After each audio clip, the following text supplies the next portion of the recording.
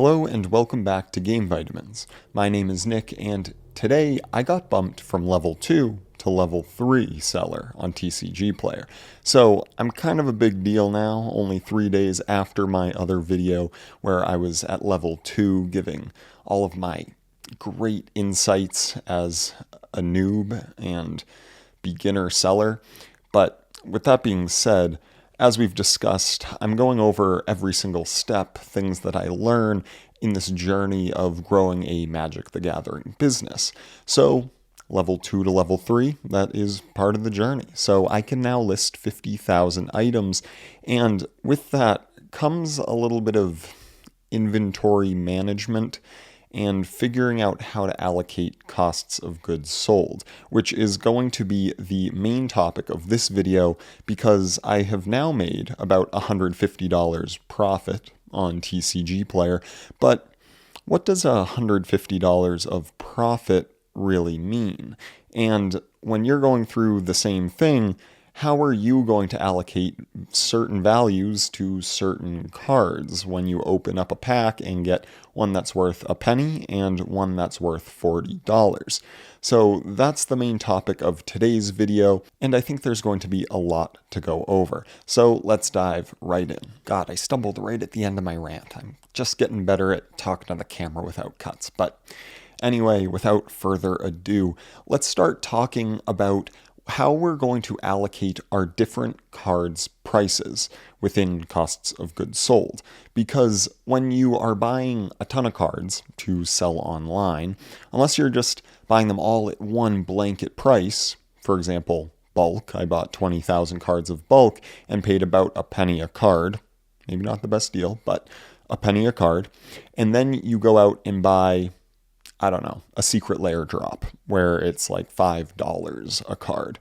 How do you really allocate each item's cost of goods sold when you go out and sell it? Okay, well, that example might seem a lot easier because it's either I sold one of the 5 cards I got from Secret Layer or I'm selling one of my thousands of bulk cards.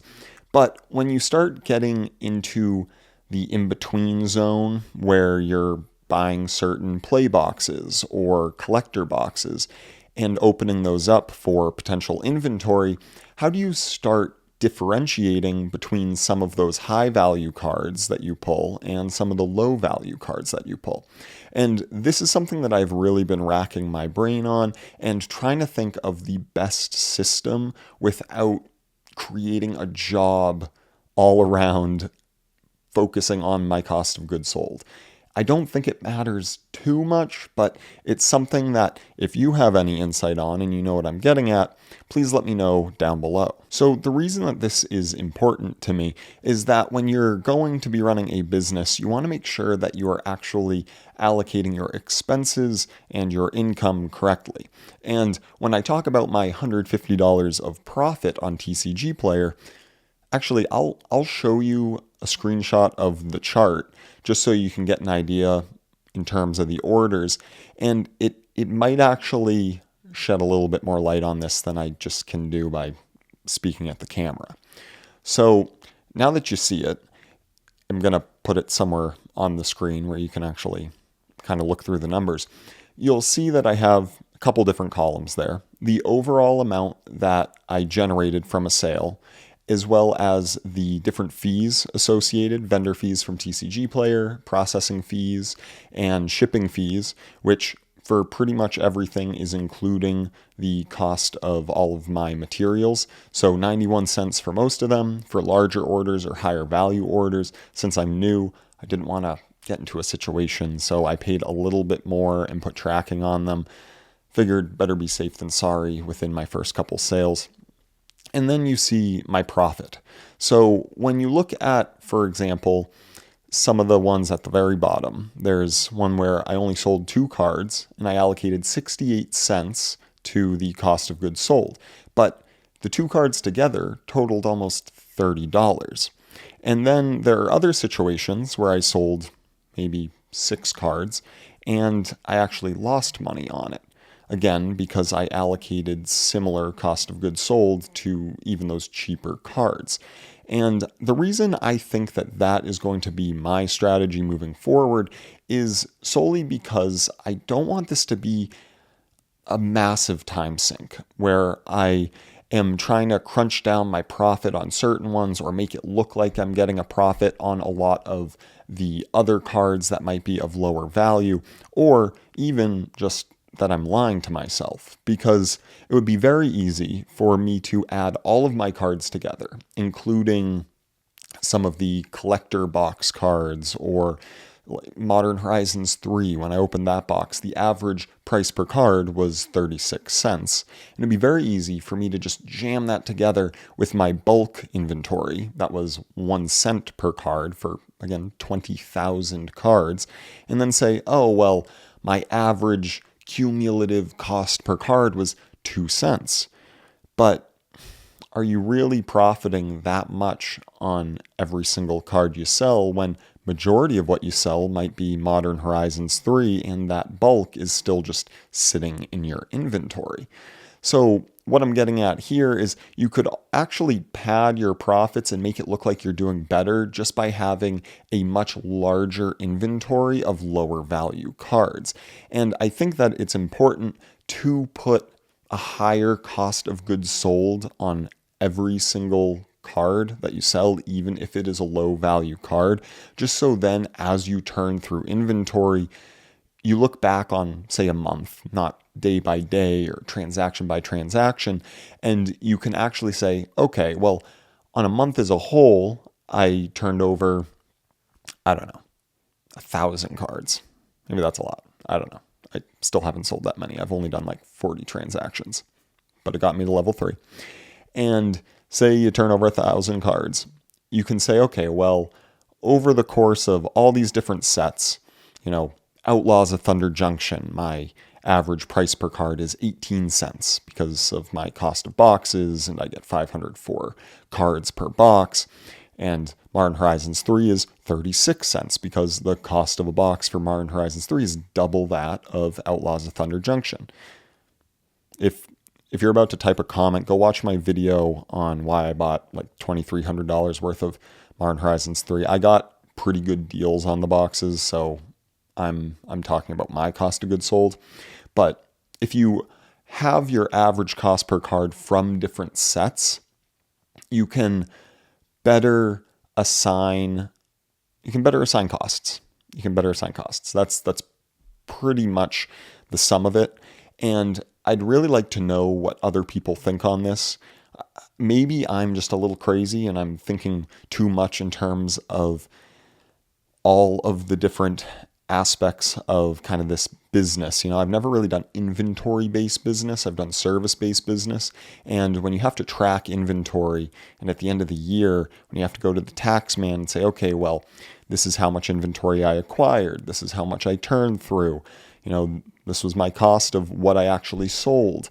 That becomes a little bit more complex than just saying transaction A netted me this amount. So that's kind of my thought moving forward is I'm going to take each set, and as I open boxes, I'm going to add in the different amounts that I've spent on each set.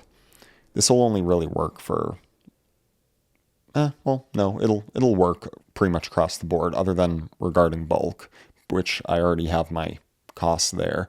Pretty much any set that I haven't directly purchased boxes or sealed product for, I'll be able to see what my cost was per card for that set. And if I see in an order sheet, I sold 3 Duskmorn and 1 Outlaws of Thunder Junction cards, I can then just say, okay, well, Duskmorn was 34 cents a card, Outlaws was 18 cents for a card, add those 4 together, and boom, I have my cost of goods sold. So you kind of need to know what you're going to allocate to each set and what your cost per card was based off of your purchase price of, say, the box. But I think that's probably the best way to go about doing it, and it would keep it a lot more transparent at the end. Like I said, if I'm looking at it, I don't want to artificially inflate my sales and make it look like I'm selling 2-cent cards because the cost of my bulk was so cheap. And if I added another 20,000 cards to my bulk inventory and it just sat there, it would lower my cost per card, but I still am sitting on a ton of inventory. So yeah, that's kind of what today's rant was about. And the only other thing on this is you could actually segregate your cost across the different sets and see what was profitable and what wasn't. I think that's also important. You can say, oh, okay, well, I sold this many Duskmourn cards this month, and this is what it cost, this is what I made. I don't know, maybe that's a little too nitty gritty. I don't know, what do you guys do? Do you do anything? Maybe I'm the only one that's thinking about this. Maybe I should just say, I spent this much on inventory for the year. This is how much I made. And that's it. I don't know. Maybe I'm overthinking it. I'm a level 3 seller, still new to it. I don't want to be wasting my time in areas that I really shouldn't when I could be listing or analyzing my sale prices to turn over more inventory. I don't know. Let me know what you guys think. This rant's already gone a little longer than I anticipated. But I think that I'm going to try to put out more videos like this where I just sort of share what I'm going through, what I'm thinking about in regard to selling, and kind of what next steps are.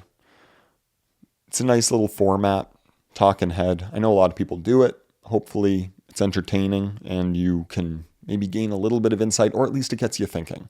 Maybe I'm totally off base. Maybe this now makes you think, oh, I'll implement that, or I have a way better idea, and let me tell them how to do it, because hey, that's what it's all about, helping everybody out. So let me know down below if you have any insight there. Well, that's going to be it for today.